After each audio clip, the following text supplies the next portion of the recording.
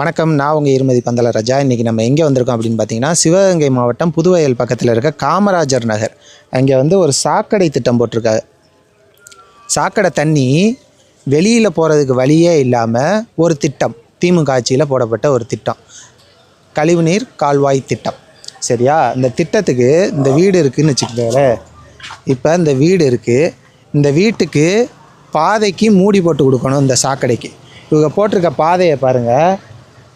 இதில் ஏறி இறங்குற மாதிரி. சரியா? இந்த வீட்டுக்கு இந்த வீடு இந்த அம்மாவோட வீடு. இந்த அம்மாவோட வீடு. இந்த அம்மா வயசான அம்மா எப்படி ஏறி இறங்குவாங்க? இந்த தண்ணி வெளியில் போகிறதுக்கும் வழி கிடையாது. அந்த மக்களோட பிரச்சனைகள் என்ன அப்படின்றத அவங்க சொல்லி நம்ம கேட்போம். வாங்க வீடியோக்குள்ளே போகலாம். வணக்கம்க்கா, இங்கே என்ன பிரச்சனைக்கா? சரி, இந்த திட்டம் சாக்கடை திட்டம்னு சொல்லி கொண்டுட்டு வந்தாங்க. சரி, சாக்கடை திட்டம் தானே, எங்களுக்கு நல்லதுன்னு நினச்சி தான் நாங்கள் சரி ஓகேன்னு நாங்கள் சொன்னோம். ஃபஸ்ட்டு நாங்கள் எதிர்ப்பு தான் தெரிவித்தோம். ஏன்னா இதோட இது என்ன அப்படிங்கிறத முதல்ல மக்கள்கிட்ட நீங்கள் தெளிவாக சொல்லி அவங்க ஆரம்பிச்சிருக்கணும். அதையும் அவங்க பண்ணலை. சரி ஓகே வந்துருச்சு அப்படிங்கிறப்போ அதை கரெக்டாக அவங்க ஃபினிஷ் பண்ணி எங்களுக்கு கொடுக்கல. இதிலேருந்து பிள்ளைங்க இறங்க முடியாது. இந்த வீட்டில் 4 வீட்டு பிள்ளைங்க இதுக்குள்ளே தண்ணிக்குள்ளே விழுந்துருச்சு. அந்த பிள்ளைங்களை காப்பாற்றினது எல்லா சர்டிஃபிகேட் எல்லாமே வச்சுருக்குறோம். ஹாஸ்பிட்டல் கூட்டிகிட்டு வந்தது எல்லாமே வச்சுருக்குறோம். ஏன்னா ஆனால் எங்களுக்கு என்ன அப்படின்னா இதை கிளியர் பண்ணி தரணும். நாங்கள் இது போடையில நாங்கள் தடுத்துட்டோம் சார். இது நீங்கள் அங்கேருந்து கரவு கொண்டு வந்து இங்கே பள்ளமாக ஆக்குறீங்க, இது சரியாக வராது நாங்கள் சொன்னோம். அதுக்கு அவங்க சொன்னாங்க, நாங்கள் எங்களுக்குள்ள சம்பு கட்டி அந்த தண்ணியை இறக்கிடுவோம். இறக்கி நாங்கள் பேரூராட்சியிலேருந்து வண்டி அதை எடுத்துக்கிட்டு போயிடும். இங்கே உங்களுக்கு பிரச்சனை இல்லைமான்னு எங்கள்கிட்ட சொன்னாங்க. இப்போ அதை சம்பு கட்டவும் இல்லை, அந்த தண்ணியை எடுக்கவும் இல்லை. இதெல்லாம் எப்போ நடந்தது? இது ஐயா ஆட்சியில் இருக்கையில நடந்தது. யார் ஆட்சியில்?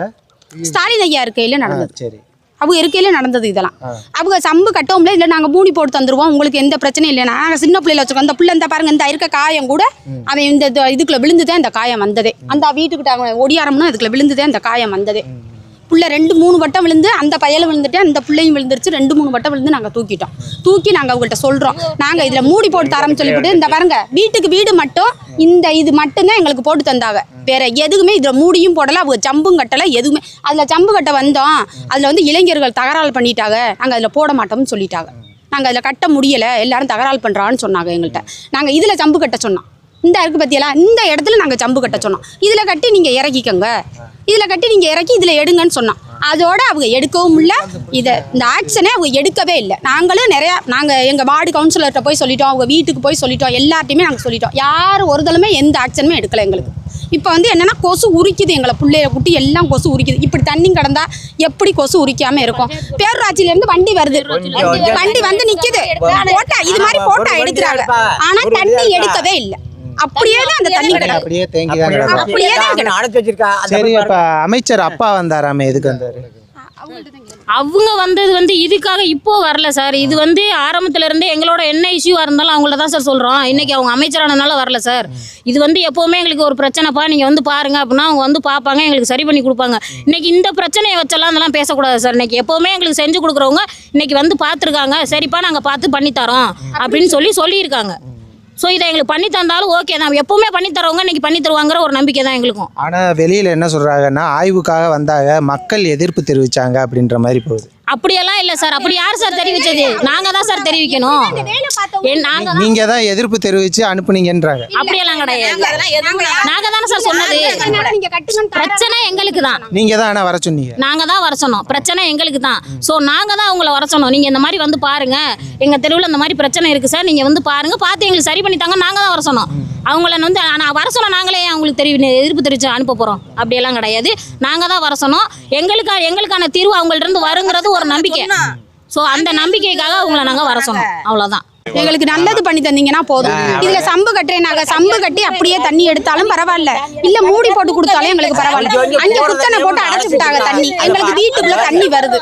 எங்களுக்கு இது நீங்க தான் பார்த்து செய்யணும். அவ்வளவு கஷ்டப்படுறோம். போற தண்ணியும் அடைச்சு வச்சிருக்காங்க. இந்த கொசு கடியில புள்ள குட்டில படுத்து அவ்வளவு கஷ்டப்படுறோம்.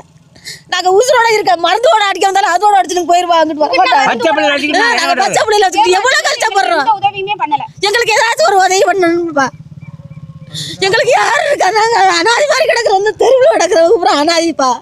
ஒரு கொசு மருந்து அடிக்க மாட்டாங்க, ஒரு மருந்து போட மாட்டாங்க, எதுவுமே இல்லப்பா. எங்களுக்கு விழுந்துராதுகளா? இதுல ஓடி விழுந்துராதுகளா அந்த பிள்ளைய? நாங்க இதை மூடி போட்டு தாங்கன்னு சொன்னதுக்கா வீட்டுக்கு வீடு மட்டும் இந்த மூடி போட்டு கொடுத்துருக்காங்க. வீட்டுக்கு வீடு இது ஒரு ரோடு, இது ஒரு இங்கிட்டு போற ரோடு, அதனால இங்கனக்குள்ள ஒரு ரோடு. இதுல எப்படி வண்டி ஏறும் சொல்லுங்க? இந்த பள்ளத்துல எப்படி வண்டி ஏறும்?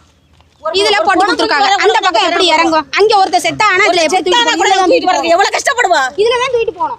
நாங்க எவ்வளவு கஷ்டப்படுவோம். ஒருத்தர் செத்தா ஆனா தூக்கிட்டு இதுல வர முடியுமா? எங்களால வர முடியுமா? எங்க கஷ்டத்தை கொஞ்சமாச்சும் நினைச்சுக்கணும்ப்பா. அதாவது எங்களோட கேள்விக்கு அவங்க எங்கள்ட்ட பதிலும் சொல்லலை. அவங்கள எதிர்த்து எங்களால் எதுவும் பண்ண முடியல. 10 பேர் இந்த தெருவே சேர்ந்து போய் பஞ்சாயத்து போர்ட்டில் நாங்கள் கம்ப்ளைண்ட் பண்ணோம். 10 பேர் கையெழுத்து போட்டு கொண்டே கம்ப்ளைண்ட் கொடுத்தோம். அதே என்னன்னு கேட்கல. இந்த வார்டு கவுன்சிலர்கிட்ட நாங்கள் கேட்டோம், உங்களால என்ன பண்ண முடியும்? அவர் கேட்ட ரெக்கார்டு என்கிட்ட இருக்கு. அவர் கேட்டது, உங்களால என்ன பண்ண முடியும்? நீங்க எங்க வேணா போய் பேசிக்கங்க, கலெக்டர் ஆஃபீஸ்ல கொண்டே கம்ப்ளைண்ட் கொடுப்பியா? கொடுத்துக்க. வார்டு கவுன்சிலர் யாரு? நாச்சியப்பன். ஆமா வார்டு கவுன்சிலர் அவர் தான். உன்னால என்ன பண்ண முடியும்? கொண்டு போய் கவுன்சிலர் ஆஃபீஸில் சிவகங்கையில் கொண்டே கொடுப்பியா? கலெக்டர் ஆஃபீஸில் கொண்டு போய் கொடு, உன்னால் முடிஞ்சாதான் நீ பார்த்துக்க அப்படின்னு ஒரே வார்த்தையில் முடிச்சிட்டாங்க. எங்கள் ஹஸ்பண்ட் தான் பேசினாங்க. ரெக்கார்டு நாங்கள் வச்சுருக்கோம். ரெக்கார்டு இல்லாமல் நாங்கள் பேசலை, ரெக்கார்டு வச்சுருக்கோம். இங்கேருந்து எல்லாரும் மலையில் நாங்கள் போனோம். இங்கே இவ்வளவுல ஏறி இங்கே வந்துருச்சு சார் தண்ணி. என் வீடு அங்கே 3வது வீடாக இருக்குது. இங்கேருந்து ஏறி தண்ணி ஃபுல்லாக 3வது வீட்டுக்கு வந்துருச்சு. இதை நாங்கள் போய் அங்கே போய் கேட்டோம். வீட்டுக்குள்ள இருந்துட்டு வெளியில் வர மாட்டேன்னு சொல்லிட்டாரு. அந்த கார்னரில் இருக்கவங்க அதோட க்ளோஸ் பண்ணிட்டாங்க. அந்த தண்ணி எங்களுக்கு வரக்கூடாது, சாக்கடை தண்ணின்னு சொல்லிட்டு அந்த ஊருக்கார அடைச்சிட்டாங்க. நாங்கள் என்ன பண்ண முடியும்னு இருக்கிறவங்க? இதுக்கான சொல்யூஷன் எங்களுக்கு எதுவுமே வழி கிடையாது. அடைச்சிருக்கு. அது எப்படின்னா அந்த கிராமத்து ஆளுங்க அடைச்சு விட்டாங்க. போய் வேணாலும் பாருங்க, அடைச்சு வச்சுட்டாங்க. அடைச்சு வச்சோடனே நாங்க எப்படி சொல்றது, எங்க வீட்டு தண்ணி வந்து இதுக்குள்ள விழுகணுங்கிறக்கா நாங்க பைப் வச்சோமா, அந்த தண்ணி எதிர்த்து எங்க வீட்டுக்குள்ள, இந்த தண்ணி எதிர்த்து எங்க வீட்டுக்குள்ள வருது, திருப்பிக்கிட்டு வருது. நாங்க என்ன செய்யறது? அங்க குத்தனை போட்டு அடைச்சு விட்டா அவங்க கிராமத்து ஆளுங்க எங்க அம்மாக்கு இந்த சாக்கடை தண்ணி வரக்கூடாதுன்னு அவங்க அடைச்சு விட்டாங்க. இதோட கொண்டு போனவங்க அதோட நிப்பாட்டி விட்டாங்க. நாங்க நெட்லயும் கட்டி விடுறோம்னு சொன்னவங்க அதோட நிப்பாட்டி விட்டாங்க. நாங்க வந்து எல்லாருமே தகராறு பண்ணோம். நீங்க நோண்டி இதை கொண்டுகிட்டு வர்றீங்க, இதை எப்படி ஆழமா எடுப்போம்? இந்த தண்ணியை உடனே நாங்க அப்புறம் படுத்திடுவோம். இழக்காது தேங்காது அவ்வளவு சொன்னாங்க. இவ்வளவு ஹைட்டா கட்டுறீங்களே, நாங்க இந்த பக்கம் இருக்கவங்கெல்லாம் பள்ளமா இருக்கமே அப்படின்னா அதுக்கு மண்ணு கொட்டுவோம் அப்படின்னா சொன்னாங்க. எங்க மண்ணும் போடல, அங்கிட்டு இருந்து நாங்க எங்கிட்ட ஏறவும் முடியல, ரொம்ப கஷ்டப்படுறோம் நாங்க. இதனால பிள்ளைகளை நைட்டுக்கெல்லாம் கொசு இருக்க முடியல, காத்தடிச்சா நாத்தம் தாங்க முடியல.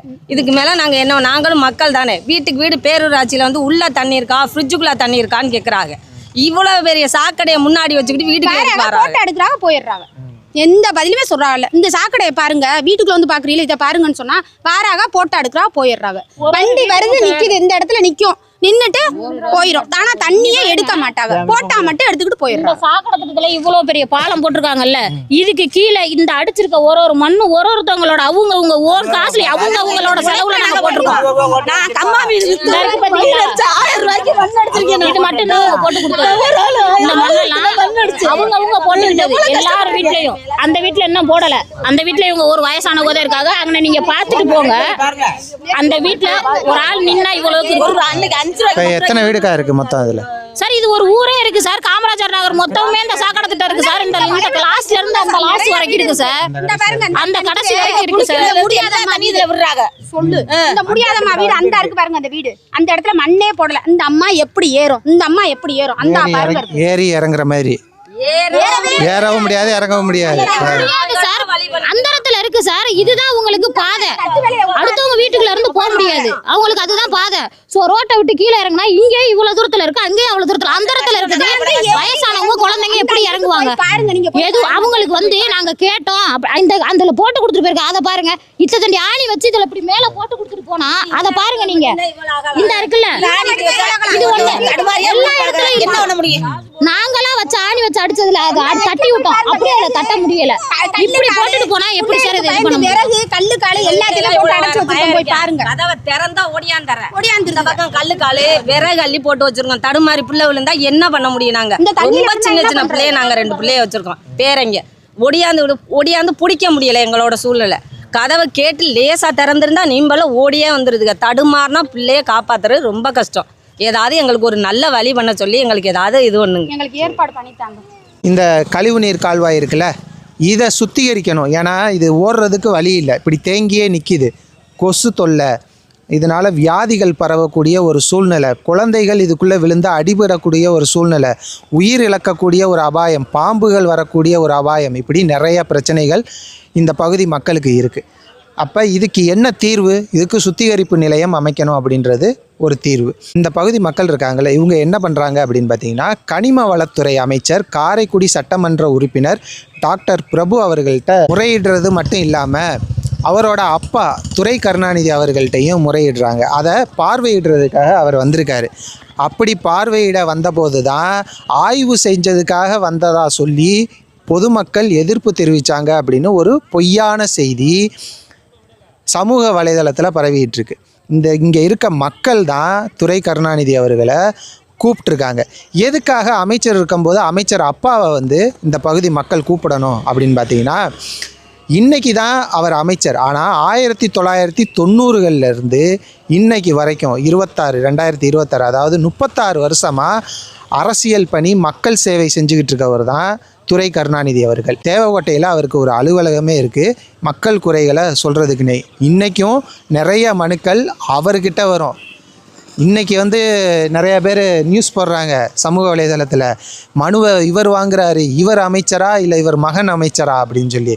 ஆனால் உண்மையிலேயே இவர்கிட்ட நிறையா மனுக்கள் வரும். எப்போ? இன்றைக்கி நேற்று கிடையாது, 36 வருஷமாக வரும். அப்படித்தான் இந்த பகுதி மக்கள் துரை கருணாநிதி அவர்களை சந்தித்து எங்களோட நிலைமையை பாருங்க அப்படின்னு சொன்னதும் அவங்களும் பார்த்துருக்காங்க. ஆனால் நியூஸ் எப்படி போடுறாங்க தெரியுமா? ஆய்வு செய்ய வந்த அமைச்சர் அப்பா மக்கள் எதிர்ப்பால் கிளம்பிட்டாரு அப்படின்ற மாதிரியான செய்திகள், இப்படி அவதூறுகளை பரப்பி ஒரு நல்லது விஷயமே செய்ய விட மாட்டாங்க. இன்றைக்கி பார்த்தீங்கன்னா நம்ம வீடியோவில் இந்த மக்கள் எவ்வளோ பிரச்சனைகளை அனுபவிச்சுக்கிட்டு இருக்காங்க அப்படின்றத நம்ம பார்த்துருக்கோம். இந்த பிரச்சனைகளுக்கெல்லாம் தீர்வு என்ன? அதைத்தான் நம்ம யோசிக்கணும். அதை விட்டுவிட்டு இதில் என்ன அரசியல் பண்ணலாம் அப்படின்னு யோசிக்கிறது மிக மிக ஒரு தவறான ஒரு விஷயம். இந்த மக்களோட பிரச்சனைகளுக்கு ஒரு நல்ல தீர்வு கிடைக்கும் அப்படின்னு நம்புகிறேன். இந்த ஆட்சியில், போன ஆட்சியில் நடந்த நிர்வாக சீர்கேடு, ஒரு ஃபெயிலியர் மாடல் திட்டம் இதனால் பாதிக்கப்பட்டது காமராஜர் நகர் மக்கள்.